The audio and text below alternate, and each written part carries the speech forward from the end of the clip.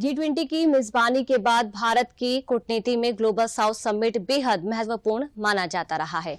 प्रधानमंत्री नरेंद्र मोदी ने शुक्रवार को वीडियो कॉन्फ्रेंसिंग के माध्यम से दूसरे voice of global south summit का उद्घाटन किया और इस दौरान उन्होंने ग्लोबल साउथ देशों के लिए एक ग्लोबल केंद्र का भी उद्घाटन किया, जिसका नाम रखा गया दक्षिण।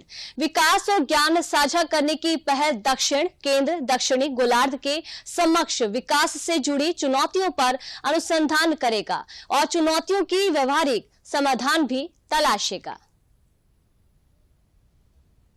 प्रधानमंत्री नरेंद्र मोदी ने शुक्रवार को वीडियो कॉन्फ्रेंसिंग के जरिए दूसरे voice of global south summit का उद्घाटन किया।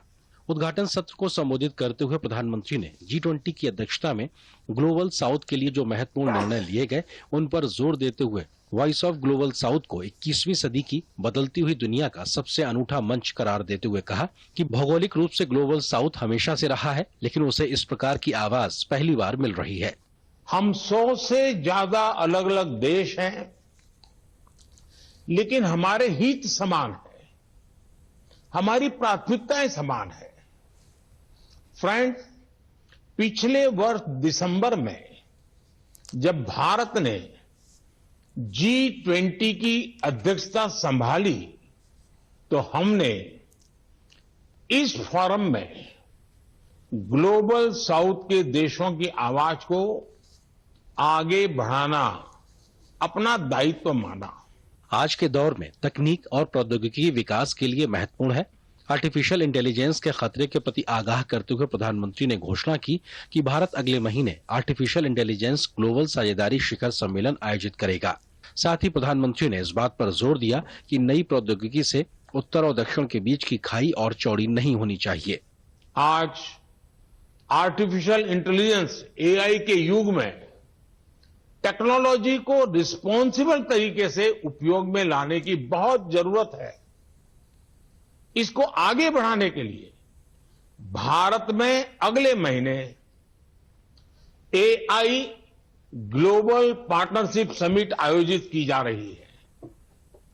G20 द्वारा डिजिटल पब्लिक इंफ्रास्ट्रक्चर यानी DPI के फ्रेमवर्क को अपनाया गया है, जिससे आवश्यक सेवाओं की लास्ट माइल डिलीवरी में सहायता मिलेगी और इंक्लूसिविटी बढ़ेगी। प्रधानमंत्री नरेंद्र मोदी ने वैश्विक भलाई के लिए दक्षिणी गोलार्ध के देशों के एकजुट होने का आह्वान करते हुए पश्चिम एशिया क्षेत्र की घटनाओं से उभर रही नई चुनौतियों को रेखांकित करते हुए भारत की पहल को भी साझा किया।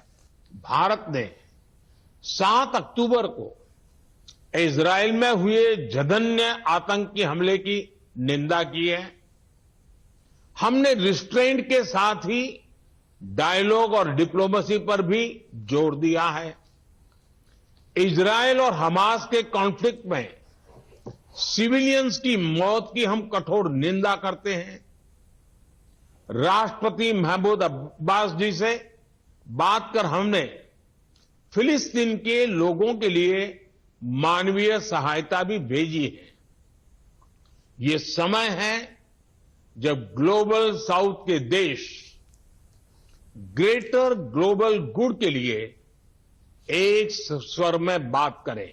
वहीं विदेश मंत्री डॉक्टर एस जयशंकर ने ग्लोबल साउथ की एकजुटता पर जोर दिया और कहा कि ग्लोबल साउथ की आवाज साझा हितों के लिए बहुत प्रभावशाली हो सकती है और ग्लोबल साउथ के देशों को आत्मनिर्भरता की दिशा में काम करने की जरूरत है। The voice of the Global South Summit can be greatly impactful by amplifying our individual voices and project our shared interests for the emerging world order. We also need to work towards self-reliance to mitigate our vulnerabilities vis-à-vis economic concentrations. Global south से तात्पर्य उन देशों से है जिन्हें अक्सर विकासशील, कम विकसित या अविकसित के रूप में जाना जाता है। ये मुख्य रूप से अफ्रीका, एशिया और लैटिन अमेरिका में स्थित हैं। भारत ग्लोबल साउथ की मुखर आवाज बनकर उभर रहा है और